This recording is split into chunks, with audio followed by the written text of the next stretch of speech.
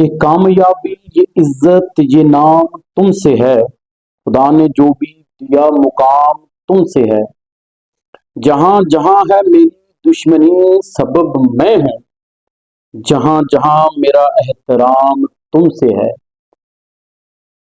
پت پاویں زمانے دا بلی ہوے، نیماں دے پیراں دی خاک ورگ، عمل میں دس دیندا ہاں، کر تو لیا کر، پیر ماں دے دھو کے پی لیا کر، جدوں بھی کوئی غم ہوئے پیر ماں دے دھو کے پی لیا کر۔ اللہ تبارک و تعالیٰ نے ماں کی ایسی شان اور ایسی عظمت عطا فرمائی، ان کے لیے کہا رب ارحمہما کما ربیانی صغیرا، رب ارحمہما کما ربیانی صغیرا۔ نبی کریم صلی اللہ علیہ وآلہ وسلم نے حضرت علی رضی اللہ تعالی عنہ اور حضرت عمر رضی اللہ تعالی عنہ کو ارشاد فرمایا کہ اے عمر، اے علی، جب تمہارا اویس سے سامنا ہو، اویس سے ملاقات ہو تو اپنے حق میں اس سے دعا کروا۔ اب اویس کون ہے؟ اس کا یہ مقام، یہ مرتبہ کیوں ہے؟ یہ شان کیوں ہے؟ حضرت اویس رضی اللہ تعالی عنہ اویس کرن قبیلے سے تعلق رکھتے ہیں، آپ تابی ہیں، صحابی نہیں ہیں۔ آپ نے نبی کریم صلی اللہ علیہ وآلہ وسلم کی زیارت میں، آپ کی زندگی میں وہ آپ صلی اللہ علیہ وسلم سے ملاقات نہیں کر سکا، خواہش تو بڑی تھی، لیکن کیونکہ والدہ بیمار تھی، ضعیف العمر تھی، اور وہ ان کی خدمت کرتے تھے تو انہیں چھوڑ کر نہیں جا سکتے، تو لہٰذا دو مرتبہ اپنی والدہ سے اجازت لی تو والدہ نے کہا کہ بیٹا جاؤ گھر کے اندر، نبی کریم صلی اللہ علیہ وسلم مسجد نبوی میں ہوں گے تو جا کر وہاں پر ملاقات کر لیں۔ جب حضرت اویس مسجد میں آئے تو آپ مسجد میں موجود نہیں تھے، تو آپ واپس چلے۔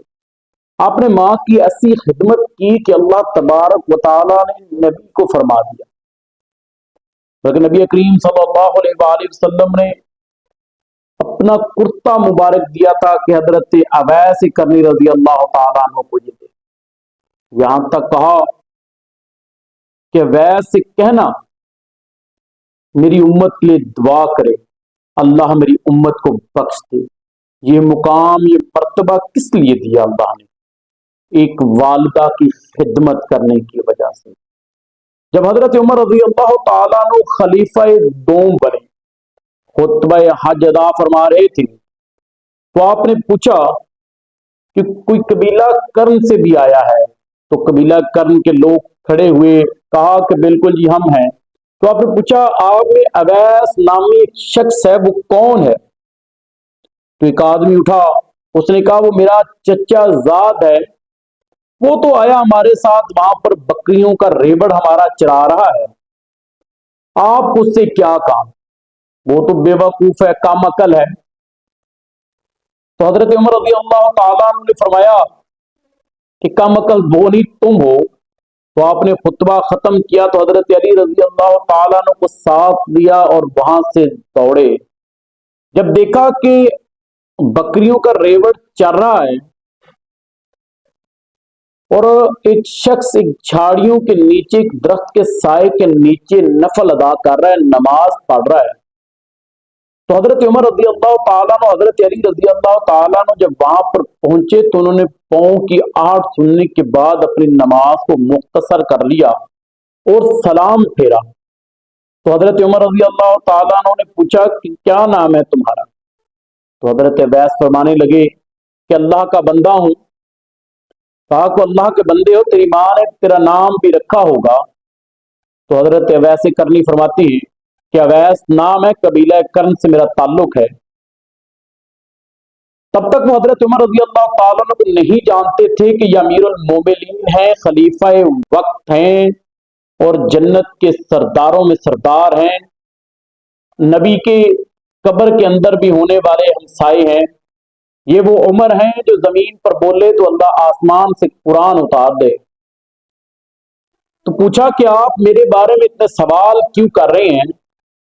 تو حضرت علی رضی اللہ تعالیٰ عنہ نے فرمایا کہ یہ امیر المومنین ہیں، خلیفہ وقت حضرت عمر رضی اللہ تعالیٰ عنہ ہیں۔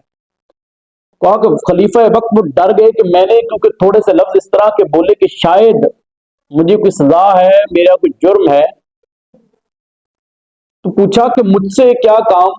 کہا کہ نبی کریم صلی اللہ علیہ وآلہ وسلم کا یہ فرمان ہے کہ علی، اے عمر، جب اویس سے تمہاری ملاقات ہو تو اپنے لیے دعا کروانا۔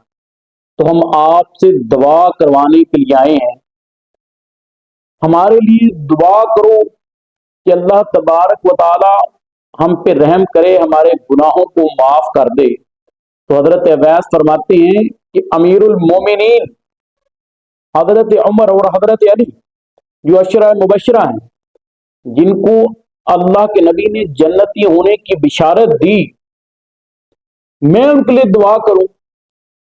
فرمایا ہاں، اللہ کے نبی نے فرمایا تھا کہ تم سے دعا کروانا ہے۔ کہ ویس نے اپنی ماں کی ایسی خدمت کی کہ اللہ تبارک و تعالیٰ فرمایا کہ اگر اویس،